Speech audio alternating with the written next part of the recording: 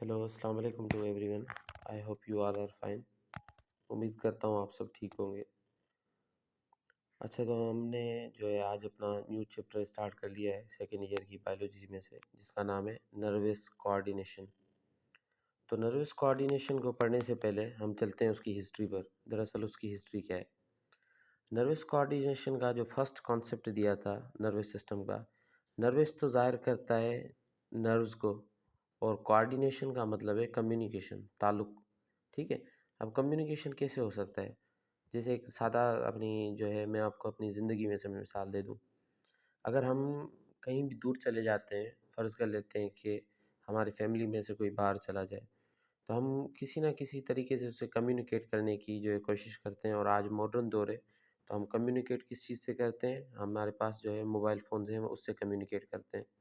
अच्छा, अगर ये मोबाइल फ़ोन्स या नेटवर्क ख़राब हो जाए तो हमारी कम्युनिकेशन में कोई रुकावट हो सकती है।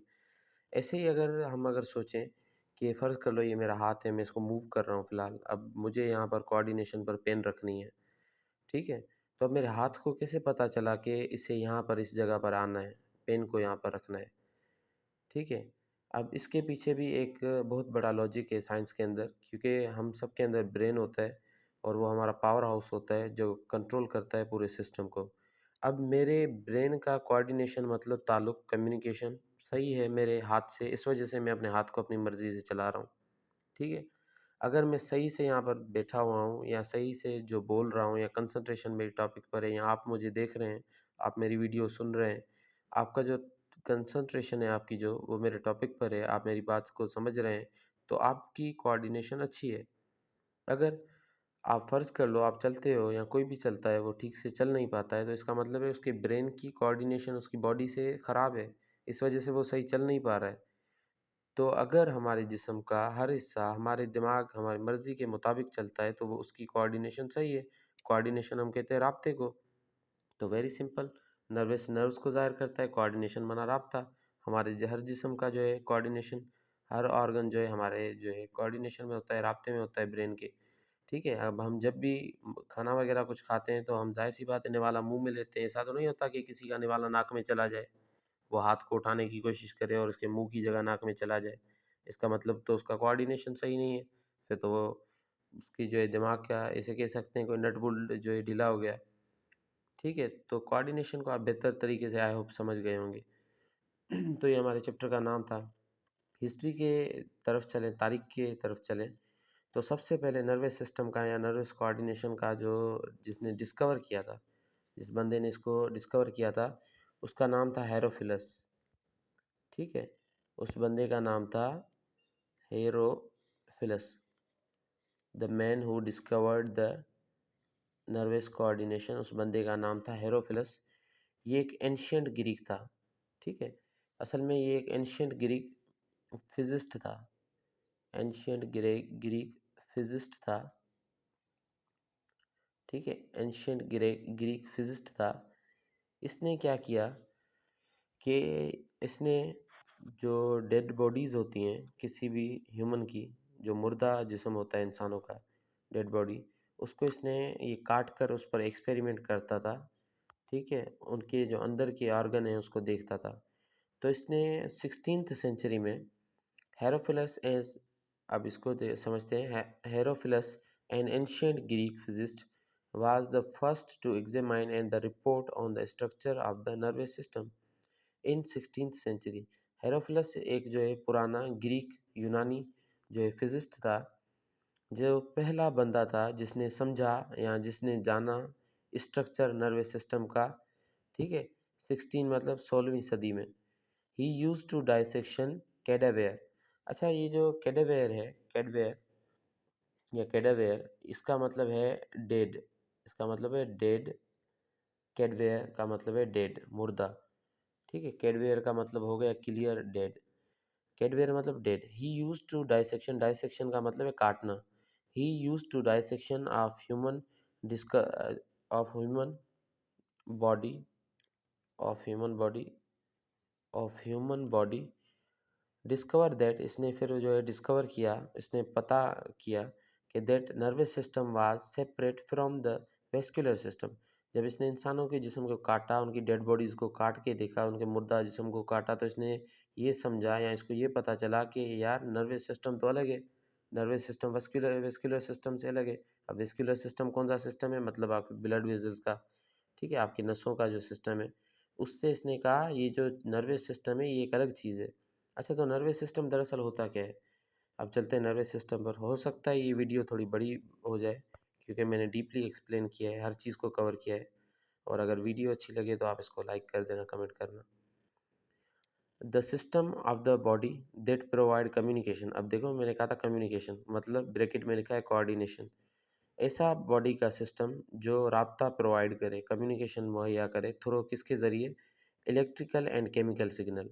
इलेक्ट्रिकल या केमिकल, कीमियाई, इलेक्ट्रिकल समझते हो, इलेक्ट्रिक इम्पल्स, बिजली का हल्का सा झटका जो जिस्म में पैदा होता है, या इलेक्ट्रिकल इम्पल्स से, या फिर केमिकल सिग्नल से आपके जिस्म में जो राब्ता होता है वो दरअसल नर्वस सिस्टम होता है। ठीक है, ऐसा निज़ाम जो जिस्म के अंदर राब्ता मुहैया करे, किसके ज़रिए? इलेक्ट्रिकल या केमिकल सिग्नल्स के ज़रिए, उसको नर्वस सिस्टम कहते हैं। The nervous the nervous coordination have specialised cells. Nervous coordination जो है उसके एक खास किस्म के सेल्स होते हैं जिसको न्यूरॉन्स कहते हैं। ठीक है, ये स्ट्रक्चरल और फंक्शनल यूनिट है नर्वस सिस्टम के, या आप बेसिक यूनिट भी कह सकते हो नर्वस सिस्टम के। Neuron must perform 5 function. Neuron 5 काम जो है सरअंजाम देता है। उससे पहले मॉडर्न रिसर्च पर चलते हैं और नई मालूमात आपको दे देता हूँ कि सैंटियागो, ठीक है, SANTIAGO, सैंटियागो, इसको जो है फाउंडर, या ऐसा समझ लो कि फाउंडर, बानी माना जाता है नर्वस सिस्टम का। इसका जो वक्त था वो जो गुजरा वो 1952 से लेकर 19 जो है 34 तक गुजरा। इसको नोबेल प्राइज़ दिया गया था तकरीबन 1903 में। ठीक है, ये नोबेल प्राइज़ होल्डर है नर्वस सिस्टम के अंदर। इसने जदीद जो है नर्वस सिस्टम के बारे में बताया, उस पर रिसर्च की। अच्छा, फिर जो है आगे चलते हैं, जो हमारे पास टाइप्स हैं न्यूरॉन्स के, फंक्शन के। न्यूरॉन्स की कुछ की पॉइंट्स हैं जो बुक में भी दी गई हैं, और ये न्यूरॉन्स के कुछ अहम 5 फंक्शन होते हैं, इसके बारे में समझते हैं। न्यूरॉन कौन-कौन से काम करता है? एक, ये काम करता है receive information from the internal and external environment और फ्रॉम अदर न्यूरॉन। एक तो ये काम ये करता है कि ये मालूमात को लेता है, रिसीव करता है, ठीक है? रिसीव करने का मतलब आप समझते हो कि किसी भी चीज़ को मतलब कोई चीज़ मिल जाए या लेना उस चीज़ को, ये इन्फॉर्मेशन लेता है अंदर के या बाहर के माहौल से, या फिर ये किसी और न्यूरॉन से भी ले सकता है, मतलब एक सेल दूसरे से राब्ता करके उससे इन्फॉर्मेशन ले। दूसरा काम इंटीग्रेट। इंटीग्रेट भी दरअसल हम कहते हैं कोऑर्डिनेशन को। इंटीग्रेट इन्फॉर्मेशन मतलब मालूमात को लेना या उससे उसको जो है राब्ते में रखना। जैसा कि रिसीव करे, उस इन्फॉर्मेशन को रिसीव करे, या फिर प्रोड्यूस, या फिर उसको जनरेट करे, बनाए, उस चीज़ को बनाए, एन एप्रोप्रिएट आउटपुट सिग्नल। ठीक है, इंटीग्रेट मतलब हमारे पास जो है इसका मतलब होता है कोऑर्डिनेशन, राब्ते में रखना, ज़ाब्ते में। यही उस इन्फॉर्मेशन को राब्ते में रखे, ठीक है, उसको इन्फॉर्मेशन को ले या वो उसको बनाए, और उसके बदले में कोई भी आउटपुट सिग्नल भी देता है ये neuron. Conduct the signal to conduct the signal to its terminal and which may be some distance away.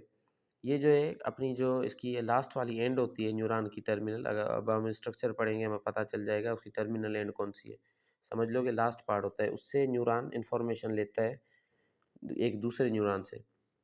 Transmits का मतलब है सिग्नल को भेजना। Transmit the signal to other nerves, signals को दूसरी नर्व्स की तरफ, नर्व्स या न्यूरॉन, ठीक है, दूसरी नर्व्स की तरफ भेजना। ठीक है, नर्व्स हो सकती हैं, ग्लैंड हो सकते हैं। अब ग्लैंड क्या होते हैं? ऐसे आर्गन जो केमिकल को निकाले उनको ग्लैंड कहते हैं। और मसल्स, मसल क्या होते हैं? Group of tissues. अच्छा, पांचवा काम क्या है? Very simple, coordinate the metabolic activities that maintain the integrity of the cell. ये कोऑर्डिनेट करता है जो भी केमिकल रिएक्शन। अब मेटाबॉलिक एक्टिविटीज़ किसको कहते हैं? केमिकल रिएक्शन को। मेटाबॉलिक एक्टिविटीज़ किसको आप कहते हो? केमिकल रिएक्शन को। ये कोऑर्डिनेट मतलब राब्ते में होता है मेटाबॉलिक एक्टिविटीज़ के, उनके बारे में पता करता है, उनको मेंटेन करता है मतलब उनको कंट्रोल करता है, मेंटेन से मुराद कंट्रोल करता है, and the integrity of the cell, और सेल्स के जो आपस में राब्ता होता है, कोऑर्डिनेशन होता है, उसको भी ये देखता है। अब न्यूरॉन के 5 काम हो गए, दोबारा जल्दी में रिपीट करते हैं। इन्फॉर्मेशन को लेना अंदर से या बाहर से या फिर किसी न्यूरॉन से, ठीक है, एक सिग्नल बना अच्छा सिग्नल्स को लेना या बनाकर भेजना, इन्फॉर्मेशन को लेना या सिग्नल बनाकर भेजना, सिग्नल को अपनी एंड से दूसरे एक न्यूरॉन जो है दूसरे न्यूरॉन की जो है एंड से उन सिग्नल्स को ले, ये भी इसका काम है। ये इन्फॉर्मेशन को ट्रांसफ़र करता है न्यूरॉन नर्व्स की तरफ या न्यूरॉन्स की तरफ या ग्लैंड्स की तरफ या मसल्स की तरफ। ये राब्ते में रहता है या इसको पता होता है कि कौन सी मेटाबॉलिक एक्टिविटीज़ जिस्म में हो रही हैं, और ये मेंटेन भी करता है, किस चीज़ को मेंटेन करता है, ठीक है, and maintain the integrity of the cell, और that maintain the integrity of the cell, और सेल की जो कोऑर्डिनेशन है, राब्ता है, उसको भी मेंटेन करने की कोशिश करता है। अच्छा, इसको समझने से पहले नर्वस कोऑर्डिनेशन को जो है हम और ज़्यादा आसानी से समझें, हमें 3 बेसिक टर्म समझने पड़ेंगे जो आपने अपनी गुज़री हुई क्लासों में, प्रीवियस क्लासों में पढ़े होंगे। अच्छा, वो 3 बेसिक टर्म्स कौन से हैं? एक टर्म हमारे पास आ जाता है स्टिमुलस, आप सबको पता होगा, हो सकता है आप सबने इसके बारे में पहले भी पढ़ा हो। अगर कोई भी बाहर से चेंज हो, कोई भी बाहर से या अंदर से चेंज आए, कोई तब्दीली आए, उसको हम स्टिमुलस कहते हैं। इंग्लिश में कैसे लिखेंगे? एनी चेंज इन एक्सटर्नल और इंटरनल एनवायरनमेंट, कोई भी तब्दीली बाहर के या अंदर के माहौल से, उसको स्टिमुलस कहते हैं। ठीक है, फ़र्ज़ कर लो कौन से स्टिमुलस, हीट भी स्टिमुलस है, टच स्टिमुलस है, लाइट भी स्टिमुलस है, फूड भी स्टिमुलस है। फूड कैसे? अगर अब हम फूड को देखें और हमारा जो है दिल करे उसको खाने का, तो ये भी एक स्टिमुलस की साइन है। या हमें भूख लगती है, हंगर, ठीक है, ये भी हमारी स्टिमुलस है। प्यास लगे, वो भी स्टिमुलस है। तो ये सारे के सारे स्टिमुलस की मिसाल हैं। अब है फिर रिसेप्टर। रिसेप्टर क्या चीज़ होती है? सेल और organ that receive stimulus, it is called sensory organ. ठीक है, सेल्स और organs that receive stimulus, it is called sensory organs. ऐसे सेल्स या ऑर्गन जो इंफॉर्मेशन या स्टिमुलस को महसूस करें, रिसीव करें, उनको मिले, उसको सेंसरी ऑर्गन्स कहते हैं। वो रिसेप्टर होते हैं। हमारे टोटल के टोटल सेंसरी ऑर्गन दरअसल रिसेप्टर हैं। जैसा कि कौन से? टंग, नोज, स्किन, एयर, आइज़। मतलब आपके सेंसरी सारे के सारे ऑर्गन क्या हैं? रिसेप्टर। रिसेप्टर माना इंफॉर्मेशन को लेने वाले। अब इफ़ेक्टर वो हैं जो काम करते हैं, जिसको स्टिमुलस का जवाब देना हो वो इफ़ेक्टर होता है। ठीक है, एक मिसाल दे देता हूँ। सपोज़ करो हम किसी भी गर्म बर्तन को हाथ लगा रहे हैं, ठीक है? अब हमारे हाथ ने सेंस कर लिया, फ़ील कर लिया, हाथ के ऊपर जो ऑर्गन है, स्किन है हमारी, तो स्किन को फ़ील हो गया और उसने ब्रेन की तरफ फ़ौरन से मैसेज भेजा भेजा, ठीक है? तो हमारे रिसेप्टर कौन है? हमारा हाथ है। और वो मैसेज चला गया ब्रेन की तरफ, ब्रेन उसके बदले में जवाब देगा और आप फ़ौरन से हाथ हटा लोगे। अब जो इफ़ेक्ट हुआ, असर हुआ, वो भी आपके हाथ पर ही हुआ, क्योंकि हाथ हटाना था गर्म बर्तन से, वो जल ना जाए, ठीक है? तो हम गर्म बर्तन पर हाथ को 10 मिनट रख तो नहीं देंगे कि भाई पक जा, बाद में हटा लूँगा, ऐसा तो नहीं करेंगे, उसको फ़ौरन से हटाते हैं। तो अब हमारा इस कंडीशन में रिसेप्टर और इफ़ेक्टर दोनों सेम हो गए। पर इफ़ेक्टर जिस पर जो रिस्पॉन्स करे स्टिमुलस का, organ which give response to the stimulus, ऐसा ऑर्गन, कोई भी ऑर्गन जो स्टिमुलस का जवाब दे, मतलब बाहर से कोई तब्दीली या चेंज उसका जवाब दे, उसको क्या कहते हैं? इफ़ेक्टर कहते हैं। उसको क्या कहते हैं? इफ़ेक्टर कहते हैं। इफ़ेक्टर के एग्ज़ाम्पल कौन से हैं आपके पास? Muscles give response to the contraction. अच्छा, give response by contraction, muscles कैसे जवाब देते हैं? मतलब वो खुद को, अब मसल्स मेरा हाथ है, ये आप हाथ देख रहे हो, अब ये भी मसल से बना हुआ है, मतलब मैं इसको कॉन्ट्रैक्ट करूँ, ये हाथ मेरा जो है मूव करे, कॉन्ट्रैक्शन करे, तो ये भी क्या है? इसका स्टिमुलस है, क्योंकि मैं इसको करवा रहा हूँ, हरकत करवा रहा हूँ और इफ़ेक्ट हो रहा है हाथ के ऊपर। ग्लैंड्स, अब ग्लैंड्स हमारे पास मुख्तलिफ ग्लैंड होते हैं, सिलिवरी ग्लैंड होते हैं, आपको पता होगा, ठीक है? और भी एड्रिनल ग्लैंड होता है, ये सिलिवरी ग्लैंड सलाइवा रिलीज़ करता है, adrenal gland adrenal hormone release करता है, और भी सेवरल जो है ग्लैंड जिस्म के अंदर मौजूद होते हैं। लिवर भी ग्लैंड है, आपको पता है, पैनक्रियाज़ भी ग्लैंड है। ऐसा जो भी ऑर्गन जो केमिकल निकाले उसको ग्लैंड कहते हैं, और ग्लैंड रिस्पॉन्स कहते हैं, कैसे करते हैं? केमिकल्स को सेक्रेट करके। चले भाई, अब आगे चलते हैं। Receptors as transducers. अच्छा, ट्रांसड्यूसर्स हमारे पास क्या होते हैं?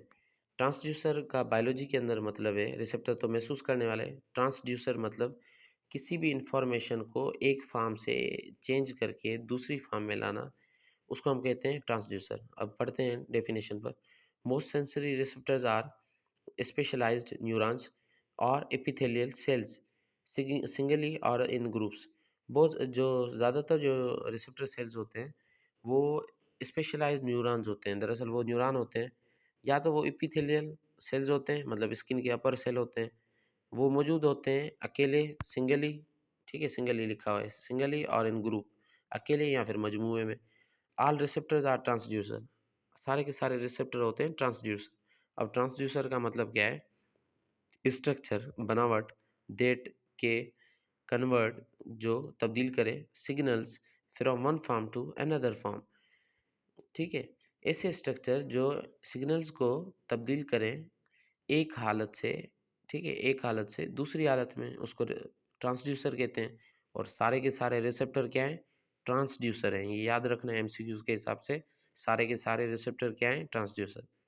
Receptors are a few categories, हमारे पास कुछ फ्यू कैटेगरीज मौजूद हैं हमारे बुक में रिसेप्टर्स की, उसको देखते हैं। वैसे कुछ और भी होती हैं पर बुक में नहीं हो। अच्छा, फर्स्ट पर हमारे पास है मैकेनो रिसेप्टर। अब मैकेनो रिसेप्टर निकला है मैकेनिक्स से, या जो है, ठीक है, मैकेनिक्स से निकला है। अब मैकेनिक्स किसको ज़ाहिर करता है? Physical activity. अब मैकेनिक्स देखते हैं कि कोई ये रिसेप्टर क्या करते हैं। स्टिमुलेटेड बाय, ठीक है, physical deformation as the pressure, touch, stretch, motion and sound, all forms of the mechanical energy. ये मतलब स्टिमुलेट चेंज होता है या इसको फील होता है, जो स्टिमुलेट वो फिजिकल होता है, डिफॉर्मेशन में फिजिकल बाहर से कोई इन्फॉर्मेशन मिल जाना, जैसा कि प्रेशर, दबाव, टच, छूना, स्ट्रेच, खिंचाव, मोशन, हरकत या साउंड, आवाज़, ये सारी की सारी जो मैकेनिकल एनर्जी होती हैं वो हमारे कौन फील करते हैं? Mechano receptors.